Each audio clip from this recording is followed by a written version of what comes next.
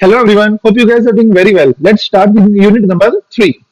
So जो unit का नाम है वो है अपना passing of property. Passing of property का मतलब समझ में पहले क्या है कि गुड्स हमारे डिलीवर हो गए बट उसकी जो प्रॉपर्टी है वो ओनरशिप है वो कब ट्रांसफर मानी जाएगी वो हम इस चैप्टर में पढ़ेंगे। या फिर प्रॉपर्टी के पास होने से जो उस गुड्स के अंदर हमारा रिस्क होता है वो भी साथ में ट्रांसफर हो जाएगा। It is meaning as passing of property. Passing of property का मतलब क्या है? पासिंग ऑफ ओनरशिप, कि जैसे ही हमारी प्रॉपर्टी पास होगी वैसे ही हमारा रिस्क भी ट्रांसफर हो जाएगा, चाहे गुड्स किसी के भी पोजीशन में हो, बायर के पोजीशन में हो या सेलर की पोजीशन में हो। Once the ownership is transferred, risk भी उसके साथ ही ट्रांसफर हो जाएगा। अब प्रॉपर्टी पोजेशन से डिफरेंट है। पोजेशन में सिर्फ होता है राइट टू यूज, ओके, और प्रॉपर्टी में होता है ownership of the goods. It might be possible कि ओनर गुड्स का कोई और हो और यूज उसको कोई और कर रहा हो, तो जिसको यूज करने का अधिकार है उसको हम बोल देते हैं पोजेसर, और जिसके पास ओनरशिप है उसको बोल देते हैं हम ओनर। अब रूल्स क्या है पासिंग ऑफ प्रॉपर्टी? मतलब कब माना जाएगा कि प्रॉपर्टी हमारी पास हो गई है, या प्रॉपर्टी पास होने के जनरल रूल्स क्या है? सबसे पहला, गुड्स जब भी ट्रांसफर हो सकते हैं, या गुड्स में जो प्रॉपर्टी है, जो ओनरशिप है, जो वो जब भी ट्रांसफर मानी जा सकती है जब गुड्स हमारे असर्टेन होंगे। असर्टेन का मतलब क्या है? जब गुड्स पता होंगे कि हमें ये गुड्स मिलने वाले हैं, या फिर मैंने सेलर को बता दिया कि मुझे ये वाले गुड्स चाहिए हैं। और second point is when the party intend to pass it, और जब पार्टीज का इंटेंशन हो कि मुझे ये चीज सेल करनी है, जब भी माना जाएगा कि सामने वाले को प्रॉपर्टी ट्रांसफर हो गई है। पहला क्या? गुड्स सर्टेन होने चाहिए, और दूसरा सेलर की इंटेंशन होनी चाहिए। अब डिफरेंट टाइप ऑफ गुड्स में अलग अलग प्रोविजंस दिए गए हैं कि अगर हमारे गुड्स अनएसर्टेन है, मतलब अभी पता नहीं है कि हमें कौन से गुड्स मिलने वाले हैं, तो हमारी जो गुड्स की प्रॉपर्टी है वो किस तरह से ट्रांसफर मानी जाएगी? सबसे पहला, जब वो असर्टेन हो जाएंगे और जब हम उसको अनकंडीशनली डिलीवर कर देंगे। बात सुनो, इसका मैं एक एग्जांपल ले लेते हैं। लेट्स से मैं 5 kg राइस लेने गया, और अमंग द 50 kg बैग मुझे नहीं पता कि 5 किलो राइस मुझे कहाँ से मिलने हैं और कौन से मिलने हैं। तो जो वो बैग ऑफ राइस है वो क्या है? हमारा अनअसर्टेन गुड, और that 5 kg rice that I want to bought वो हो गए हमारे असर्टेन गुड्स। तो अनअसर्टेन गुड के केस में प्रॉपर्टी कब ट्रांसफर मानी जाएगी? जब गुड्स हमारे सर्टेन हो जाएंगे, मतलब जब वो गुड्स मेरे लिए निकाल के रख देंगे। और दूसरा, सेलर उन्हें मुझे अनकंडीशनली डिलीवर कर देगा, मतलब जब वो मुझे डिलीवर करेगा तो वो कोई भी राइट ऑफ डिस्पोजल अपने पास रिजर्व करके नहीं रखेगा। अब दूसरा, sale on approval. Sale on approval क्या होता है कि बायर ने गुड्स मुझसे यूज करने के लिए मांगे और कहा कि पहले मैं गुड्स को यूज करके देखूंगा, अगर मुझे ठीक लगे तो ही मैं उसको रिटेन करूंगा। ओके, तो वो होता है सेल ऑन अप्रूवल, कि जब आप अप्रूव करोगे तभी मैं उसको सेल बुक करूंगा, अदरवाइज मैं सेल बुक नहीं करूंगा। तो सेल ऑन अप्रूवल के केस में ओनरशिप कब ट्रांसफर मानी जाएगी? अब इसमें 3 केसेस है। पहला, मैंने बायर को बोला था कि आप यूज करके देख लो और मुझे बता देना, तो जब बायर की अप्रूवल आ जाएगी तब मैं मानूंगा कि ओनरशिप ट्रांसफर हो गया। मतलब जिस दिन अप्रूवल आई उसी दिन उसी दिन पासिंग ऑफ ओनरशिप मानी जाएगी। एडप्टिंग द ट्रांजेक्शन, इसका मतलब समझो क्या है? मतलब बायर ने मुझे सिग्निफाई नहीं किया बता के कि मैंने गुड्स एक्सेप्ट कर लिए हैं, बट उसने ऐसा कोई एक्ट किया जिससे कि मुझे पता चल गया कि उसने सारे के सारे गुड्स एडॉप्ट कर लिए हैं, एक्सेप्ट कर लिए हैं। Let's say further cell, buyer ने मुझसे गुड्स लिए और वो आगे फर्दर सेल कर दिए, तो इसका मतलब क्या है? इसका मतलब सिंपल सा है ना कि बायर ने मेरे गुड्स एक्सेप्ट कर लिए हैं। और तीसरा, does not signifies his approval beyond reasonable time, और एक रीजनेबल टाइम के बाद भी उसने मुझे रिप्लाई नहीं दिया। जैसे मैंने उसको 5 दिन का टाइम दिया था और उसको बोला था कि 5 दिन के अंदर अंदर आपको रिस्पॉन्स देना पड़ेगा, और 5 दिन के अंदर अंदर उसे रिस्पॉन्स नहीं दिया, तो at the starting of 6th day मैं क्या मानूंगा कि उसने गुड्स रिटेन कर लिए होंगे, और आफ्टर द 5 डेज मैं वो ओनरशिप उसको ट्रांसफर कर दूंगा। Got it?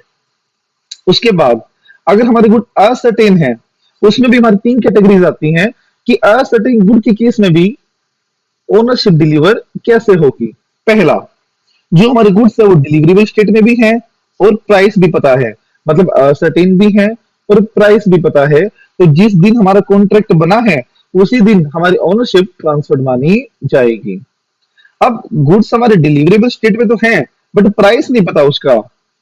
डिलीवरेबल स्टेट मतलब असर्टेन गुड्स है, पता है कि कौन से गुड्स सामने वाले को देने हैं, बट प्राइस नहीं पता। तो जब प्राइस पता लगेगा और साथ में ही जब मैं प्राइस के बारे में बायर को नोटिफाई कर दूंगा, उस दिन ओनरशिप ट्रांसफर मानी जाएगी। अब गुड्स हमारे डिलीवरेबल स्टेट में ही नहीं है, तो क्या होगा? तो जब गुड्स डिलीवरेबल स्टेट में आ जाएंगे उस दिन, और जब मैं बायर को नोटिफाई कर दूंगा कि आपके गुड्स असर्टेन हो चुके हैं, आप मुझसे रिसीव कर सकते हो, तो उस दिन ओनरशिप ट्रांसफर मानी जाएगी। तो ये हमारा पूरा चार्ट था कि different kinds of good makeup कब ओनरशिप ट्रांसफर मानी जाएगी। आगे चलो, section 25 of Indian sorry of sales of good act 1930, reservation of right of disposal. बात सुनो क्या है यहाँ पे, सेक्शन 25 क्या बोलता है?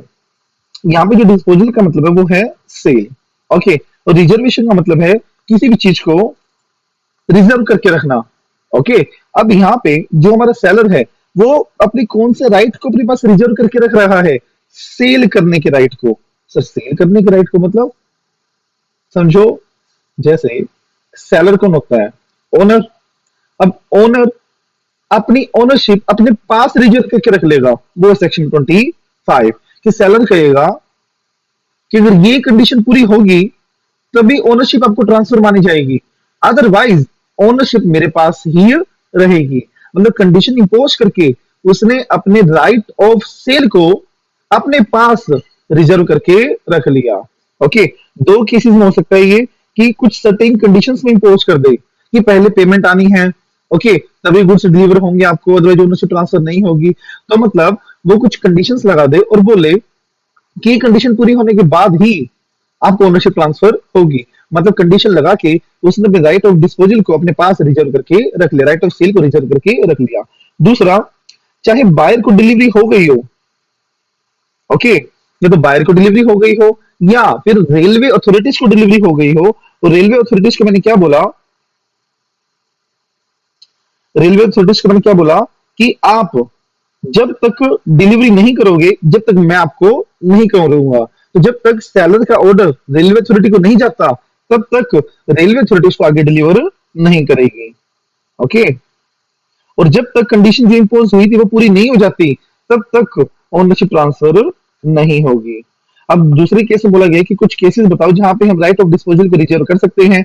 पहला, कंडीशन इंपोज करके, और दूसरा रेलवे अथॉरिटीज को बोल के कि जब तक हमारा खोल ना आए आप आगे डिलीवर नहीं करोगे, ओके। और उसके बाद ये है, लेट्स से मैंने बायर को डिलीवरी रिसिप्ट दे दी थी, साथ में ही मैंने साथ में ही मैंने बिल ऑफ एक्सचेंज ड्रॉ करके दिया था कि आप साइन करके दो कि आप इस दिन मुझे पेमेंट दे दोगे।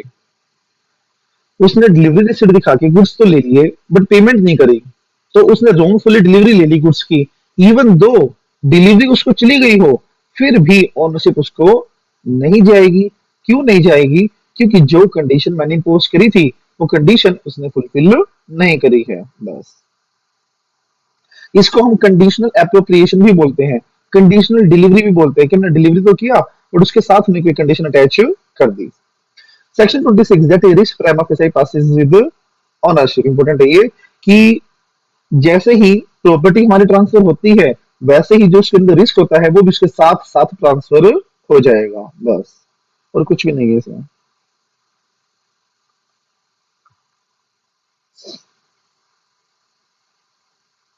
फिर आ गया हमारा एक rule, that is nemo dat quod non habet. इसका मतलब क्या है कि कोई भी पर्सन जो गुड्स का ओनर नहीं है वो कभी भी सेल एग्जीक्यूट नहीं कर सकता। इट मींस जो गुड्स का ओनर है वही सिर्फ और सिर्फ सेल कर सकता है, उसको बोलते हैं हम nemo dat quod non habet. अब उसकी भी कुछ एक्सेप्शंस हैं जहां पे नॉन ओनर भी सेल कर सकता है, जनरली नहीं कर सकता, बट कुछ एक्सेप्शनल केसेस में नॉन ओनर भी सेल कर सकता है। इसमें तो सबसे पहला क्या है? Sale by mercantile agent. Mercantile agent कौन होता है? Authorised agent. बड़े ध्यान से सुनना, इंपॉर्टेंट है काफी। अब ये बताओ, अगर एजेंट के पास ओनर की कंसेंट से गुड्स आए थे बेचने के लिए, तो वो नॉन ओनर होते हुए भी फर्दर कस्टमर को वैलिड ओनरशिप ट्रांसफर कर सकता है, पहली बात, ओके। दूसरी बात क्या? इन केस एजेंट को सेल करने की अथॉरिटी नहीं थी और फिर भी उसने थर्ड पार्टी को सेल कर दी, तो फिर क्या वैलिड माना जाएगा? नहीं सर, नहीं माना जाएगा, क्योंकि वो तो ऑथराइज ही नहीं था। अब इसमें भी एक एक्सेप्शन है, अगर बायर गुड फेथ में हुआ और उसको ये नहीं पता कि एजेंट की अथॉरिटी नहीं है, means customer does not know that agent have no authority to sell. मतलब क्या पता है उसे कि इस चीज में बिलीव करता है वो कि एजेंट को अथॉरिटी है। वो क्या मानता है, एजेंट को अथॉरिटी है, बट एक्चुअल में नहीं है। फिर भी वो तो गुड फेथ में है ना, तो भी वैलिड ओनरशिप उसको ट्रांसफर हो जाएगी। ध्यान रखना इस चीज का। Sale by one of the joint owners, joint owner का क्या मतलब ए और बी ने मिलकर एक चीज परचेज करी। अब बी के पास वो चीज रखी है, अब बी ने वो सी को ट्रांसफर कर दी, तो सी को वैलिड ओनरशिप ट्रांसफर हो जाएगी इवन दो एक जॉइंट ओनर ने वो सेल करी है। सबसे important, sale by the person in possession under the voidable contract. सुनो ध्यान से। अब यहां पे क्या था, एक्स वाई जेड। वाई ने एक्स के ऊपर कोर्शन अप्लाई करके इसकी डायमंड रिंग ले ली और वो डायमंड रिंग जेड को सेल कर दी। अब मुद्दा यहाँ पे ये है कि इससे जेड को वैलिड ओनरशिप जाएगी या नहीं जाएगी। सर सुनने में तो लगता है कि नहीं जाएगी क्योंकि वो गलत चीज से ली थी, बिल्कुल सही है, नहीं जाएगी। बट कब चली जाएगी, हम एक्सेप्शन पढ़ रहे हैं। अगर मान लो जेड को प्रीवियस किसी भी एक्ट का कोई भी नॉलेज नहीं होगा और वो गुड फेथ में होगा, तो उसके पास वैलिड ओनरशिप ट्रांसफर हो जाएगी। और till the date voidable contract को रिस्काइंड ना किया गया हो, तो भी वैलिड टाइटल उसको ट्रांसफर हो जाएगी। ओके, दो ही चीज याद रखनी है आपको इसमें कि वोइडेबल कॉन्ट्रैक्ट से अगर हमने कोई चीज ली हो और वो आगे फर्दर सेल कर दी हो, तो फर्दर बायर को वैलिड ओनरशिप ट्रांसफर हो जाएगी। पर कब होगी, जब बायर गुड फेथ में होगा, उसको प्रीवियस वोइडेबल एक्ट की नॉलेज नहीं होगी, और तीसरा वोइडेबल कॉन्ट्रैक्ट अभी तक रिस्काइंड नहीं होगा। ओके, उसके बाद sale by one who has already sold the good. Already sold the good ये क्या मतलब है, सेलर मतलब, बट कंटिन्यूइंग द पोजीशन दे रहो, मतलब सेलर ने सेल तो कर दी बट पोजेशन अभी भी सेलर के पास ही रखा हुआ है। मतलब उसने सिर्फ और सिर्फ कंस्ट्रक्टिव डिलीवरी दी थी बायर को, गुड्स अभी भी उसी के पास रखे हुए थे। तो क्या होगा, if a person sold the goods who continue the possession. अब देखो यहाँ पे क्या था, यहाँ पे सेलर, बायर और कस्टमर अल्टीमेटली। अब सेलर ने बायर को गुड्स बेच दिए थे, बट गुड्स अभी भी सेलर के पास ही रखे थे, और वो गुड्स उसने कस्टमर को ट्रांसफर कर दिए, मतलब न्यू कस्टमर को बेच दिए। अब ये कस्टमर को वैलिड ओनरशिप ट्रांसफर होगी या नहीं होगी, सर नहीं होगी। बट हो कब जाएगी, अगर ये कस्टमर गुड फेथ में हुआ और उसको प्रीवियस सेल की कोई भी नॉलेज नहीं होगी, तो वैलिड ओनरशिप इसको ट्रांसफर हो जाएगी। बट अगर इसको पता हुआ कि ये गुड्स पहले बी को सेल हो चुके हैं और ये मुझे दोबारा सेल कर रहा है, तो फिर सी फॉल्ट में माना जाएगा और वैलिड ओनरशिप उसको ट्रांसफर नहीं होगी। Okay, sale by the buyer who obtained the position before the ownership in the good has been transfer. अब आप इसका अपोजिट है जस्ट वो, यहाँ पे सेलर ने अभी सेल नहीं करी है, उसको सेल ऑन अप्रूवल के लिए गुड्स दिए हैं। ओके, सेल ऑन अप्रूवल के लिए गुड्स दिए सिर्फ। अब बायर ने बिना ओनरशिप आए वो किसी और को ट्रांसफर कर दिए। इसका एक एग्जांपल लेते हैं, ध्यान से सुनना। यहाँ पे ए, बी और सी थे। ओके, अब यहाँ पे ये था सेलर। अब ए ने बी को यूज करने के लिए गुड्स दे दिया और बोला 5 दिन इसको यूज कर ले, अगर पसंद आए तो हाँ कर देना वरना रहने देना। अब मीन वाइल बी ने सी को वो गुड्स ट्रांसफर कर दिए। क्या बी के पास ओनरशिप थी, सर नहीं थी, बट फिर भी उसके पास पोजेशन था और उसने आगे ट्रांसफर कर दिया। तो क्या सी को वैलिड ओनरशिप ट्रांसफर होगी या नहीं होगी, सर डिपेंड करता है सी गुड फेथ में है या नहीं है। मतलब अगर सी गुड फेथ में हुआ और उसको प्रीवियस किसी भी एक्ट की नॉलेज नहीं है, तो उसको वैलिड ओनरशिप ट्रांसफर हो जाएगी। बस ये केस है, इसमें और कुछ भी नहीं है। और हायर परचेज के केस में कोई भी पर्सन किसी को सेल नहीं कर सकता, इवन तो चाहे वो पर्सन गुड फेथ में कुछ भी। ये याद रखना आपको कि हायर परचेज के केस में ये एक्सेप्शन एप्लीकेबल नहीं होती है। उसके बाद इफेक्ट ऑफ स्टोपल। स्टोपल का मतलब क्या है, यहाँ पे 3 पार्टीज हैं, लेट्स से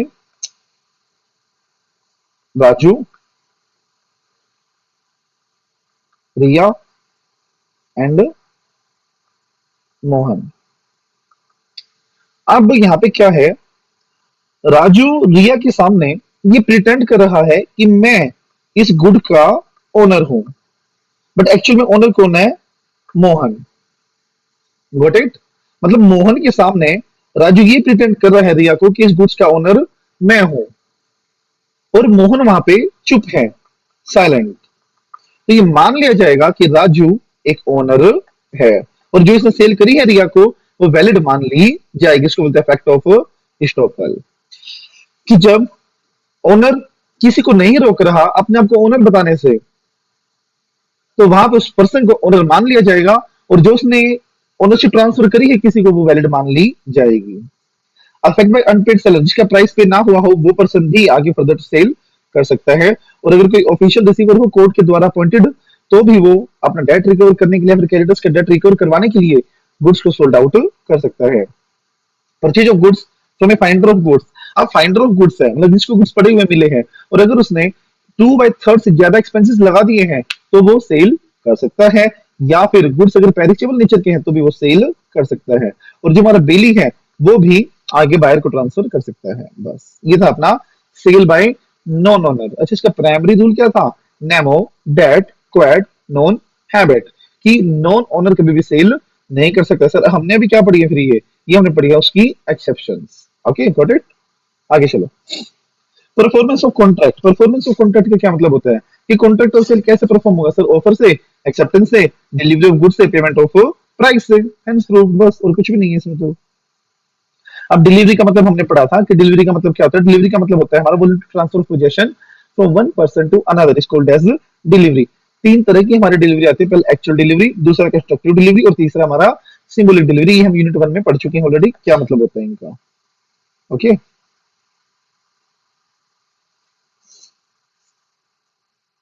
उसके बाद rules regarding delivery of the goods, goods की डिलीवरी के रिगार्डिंग, कि कितने गुड्स की ओनरशिप कब ट्रांसफर हुई है कब नहीं हुई है, तो उसके रिगार्डिंग क्या रूल्स। सबसे पहला डिलीवरी हम पढ़ चुके हैं। पार्ट डिलीवरी का क्या मतलब है? अगर हमने कोई चीज डिलीवर करी है, कोई पार्ट ऑफ द गुड्स, ध्यान से सुनना, कोई पार्ट ऑफ द गुड्स मैंने डिलीवर करे हैं in the progress of delivery of the whole, मतलब कॉन्ट्रैक्ट हमारा बन गया 10,000 यूनिट्स का। अब 10,000 यूनिट को ट्रांसफर करने के लिए मैंने पहले 5,000 यूनिट ऑलरेडी ट्रांसफर कर दी, मतलब 10,000 को पूरा करने के लिए 5,000 मैंने उसको सेंड कर दिए। तो जो माना जाएगा कि अगर मैंने डिलीवरी कॉन्ट्रैक्ट को पूरा करने के लिए करी है तो पूरे के पूरे कॉन्ट्रैक्ट की ओनरशिप सामने वाले को ट्रांसफर हो जाएगी।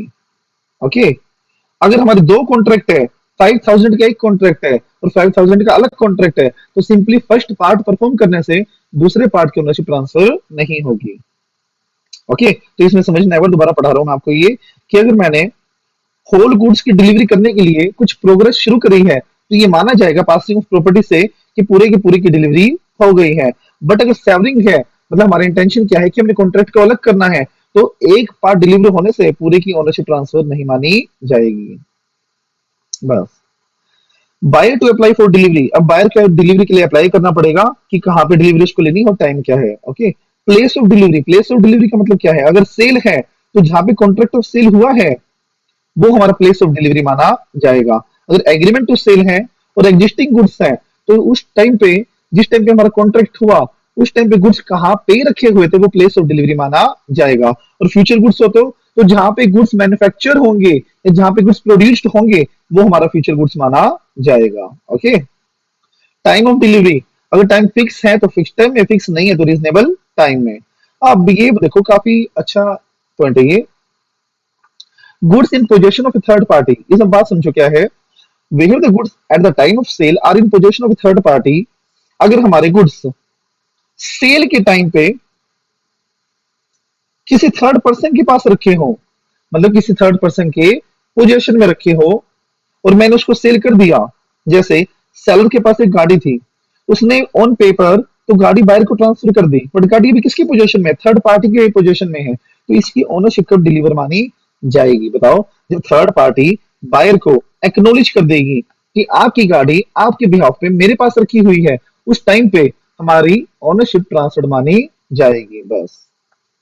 No delivery unless and until such third person acknowledge to the buyer that he hold the goods on his behalf, मतलब जब थर्ड पार्टी बायर को इन्फॉर्म कर देगी कि आपके गुड्स आपके बिहाफ पे मेरे पास रखे हुए हैं, तो उस टाइम पे ओनरशिप ट्रांसफर मानी जाएगी। बस।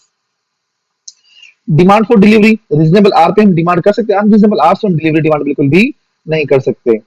एक्सपेंसेस फॉर डिलीवरी, डिलीवरी के एक्सपेंसेस कौन बेयर करेगा? सेलर बोंग करता है, हमेशा याद रखना। डिलीवरी ऑफ रॉन्ग क्वांटिटी काफी अच्छा एग्जांपल है, बट ध्यान से सुनना। तीन केस आएंगे इसमें। मैंने 1,000 यूनिट्स का ऑर्डर दिया था, अब इसमें दो केसेस आते हैं। पहले यूनिट ऑफ एक्स का ऑर्डर दिया था, ठीक है।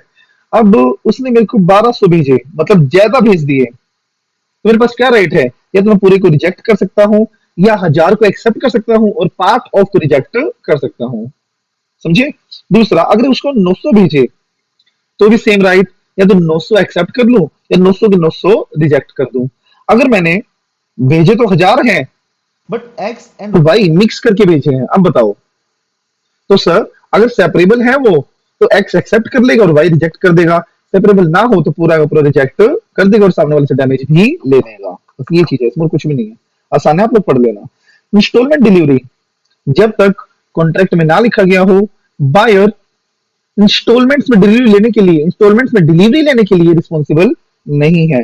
डिलीवरी टू कैरियर, अगर मैंने बायर के कैरियर को डिलीवर कर दिया हो तो ये मान लिया जाएगा कि मैंने बायर को ही डिलीवर कर दिया है। डिटीरियोरेशन ड्यूरिंग ट्रांजिट, अगर गुड्स रास्ते में खराब हो गए हो तो गुड्स किसका, अल्टीमेटली बायर का। ध्यान रखना इस चीज का, ठीक है ना। क्योंकि ओनरशिप ट्रांसफर हमारी हो चुकी है और डिलीवरी में कोई भी हादसा होता है, not due to the negligence of seller, मतलब सेलर की गलती से नहीं, बाय नेचुरल कोई भी लॉस होता है तो वो बायर का माना जाता है। Buyer right to examine the good, buyer के पास राइट है कि वो गुड को एग्जामिन कर सकता है। और रूल, अब आ गया हमारा section 42, that is rules related to acceptance of delivery of goods. इसमें ये बात बोला गया है कि एक्सेप्टेंस कब माना जाएगा कि हमने गुड्स एक्सेप्ट कर लिया। सर सिंपल सी चीज है, या तो हम उसको बोल के बता दे, या हम कुछ एक्ट कर दे, या हम टाइम के अंदर अंदर उसको रिप्लाई ना दे, उस टाइम पे माना जाएगा कि गुड्स हमारे डिलीवर हो चुके हैं। Okay. Buyer not want to return the rejected good, अब क्या था यहाँ पे, अब सेलर ने बायर को गुड सेंड किए, गॉट इट। और लेट्स से आप एक चीज मानो इसमें, बायर ने गुड्स कर दिए रिजेक्ट, क्योंकि जैसा उसने चाहा था वैसा उसको नहीं मिला। तो यहाँ पे जो बायर है वो इसको गुड्स वापस देने के लिए रिस्पॉन्सिबल नहीं है, मतलब डिलीवर करने के लिए रिस्पॉन्सिबल नहीं है। वो सिर्फ इन्फॉर्म करने के लिए रिस्पॉन्सिबल है कि बायर सेलर को इन्फॉर्म कर दे कि आपने जो गुड्स भेजे थे वो हमने एक्सेप्ट नहीं कि अपने गुड्स उठवा लो, तो बस इतना ही रिस्पॉन्सिबल है, और बाकी बायर की कोई रिस्पॉन्सिबिलिटी नहीं है। Liability for buyer for neglecting the delivery of goods, यहाँ पे क्या था, अब सेलर ने गुड्स ट्रांसफर कर दी बायर को, अब बायर ने जानबूझ के गुड्स को रिजेक्ट कर दिया, ठीक है, बिना किसी लॉजिक के। तो जितना भी लॉस सेलर का हुआ है वो सारा का सारा बायर बियर करेगा, बस, और कुछ भी नहीं है इसमें। तो ये थे यूनिट नंबर 3। जल्दी ही हम करेंगे यूनिट नंबर 4। तो अगर इसमें आपको कोई भी डाउट हो तो feel free to reach out to me, okay. और नोट्स के लिए आप टेलीग्राम चैनल को ज्वाइन कर सकते हो, वहां से डाउनलोड कर सकते हो फ्री ऑफ कॉस्ट है बिल्कुल। Okay, so bye bye, see you in the next session.